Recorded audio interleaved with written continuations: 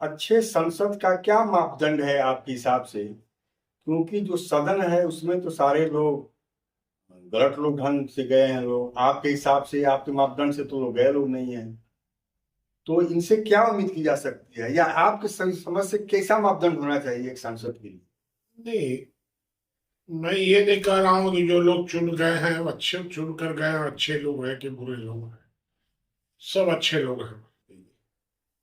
लेकिन संसद कानून बनाएगी कि संविधान बनाएगी? अगर दोनों संसद बनाएगी तो फिर तानाशाही में और लोकतंत्र में फर्क क्या है? तो प्रश्न सैद्धांतिक है।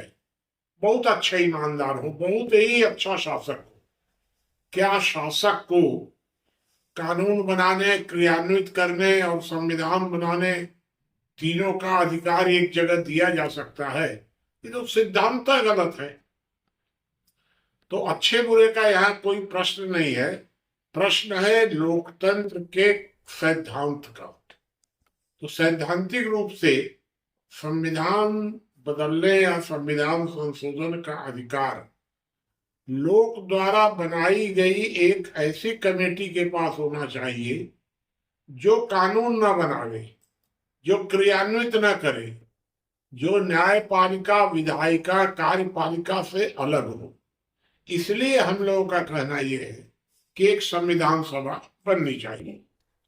तो मुनि जी, जो जो ताकत मिली है संसद को, वो तो संविधान में दर्ज है। संविधान ने ही उनको इतना ताकत दिया है। इसका मतलब संविधान आपको बदलना पड़ेगा अच्छी संसद के लिए।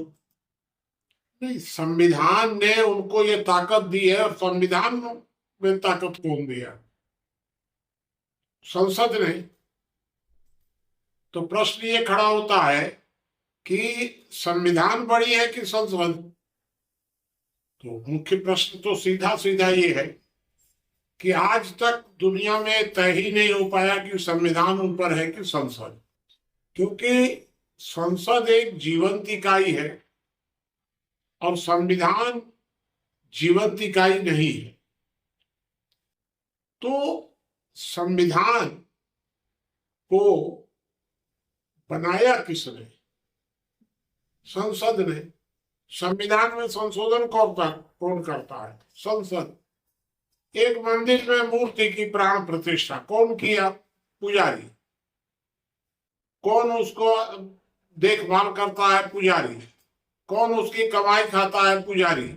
तो प्रश्न उठता है कि पुजारी ऊपर हुआ कि मूर्ति? तो भावनात्मक रूप से तो मूर्ति ऊपर है, लेकिन व्यावहारिक धरातल पर पुजारी ऊपर है। उसी तरह से संसद में चूंकि संविधान में मनमाने संशोधन कर सकती है, अंतिम अधिकार, असीम अधिकार संसद के पास है, तो संसद ऊपर हो गई। ये तो बिल्कुल एकदम नेचुरल है। इसमें कहीं कोई इफ बट कुछ लगने की गुंजाइश ही नहीं।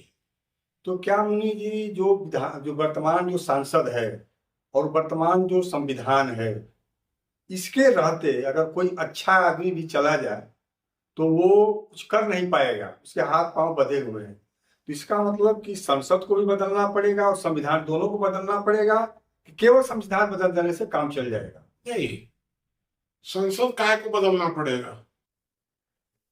संसद तो जिस तरह है उसी तरह रहेगी। संविधान भी वर्तमान जो है उसी तरह रहेगा। केवल उसमें एक बदलाव करना है कि भविष्य में संविधान संशोधन यदि करना होगा तो एक पृथक से संविधान सभा होगी।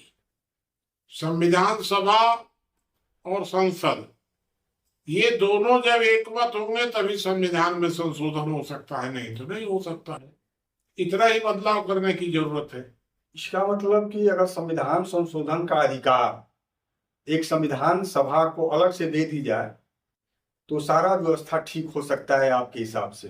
लोकतंत्र तभी आएगा। अभी वर्तमान में तो लोकतंत्र है नहीं, वर्तमान में तो अर्ध तानाशाही है, अर्ध लोकतंत्र है।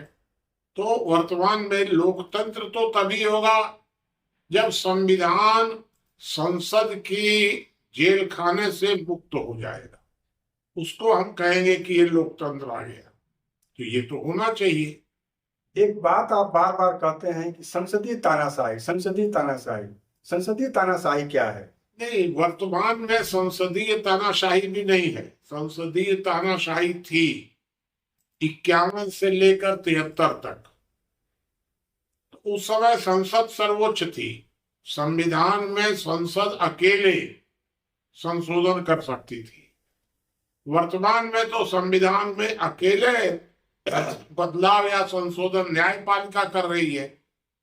तो वर्तमान में तो हम न्यायिक तानाशाही मानते हैं, संसदीय तानाशाही हम कह ही नहीं रहे हैं। इसलिए तानाशाही का स्वरूप बदल रहा है। पहले लोकतांत्रिक तानाशाही थी, उसके बाद नेहरू जी ने संसदीय तानाशाही बनाई, उसके बाद व्यक्तिगत तानाशाही आ गई, और उसके बाद न्यायिक तानाशाही आ गई। ये तो तानाशाही का स्वरूप खाली बदल रहा है बार बार, और तो कुछ हो नहीं रहा है।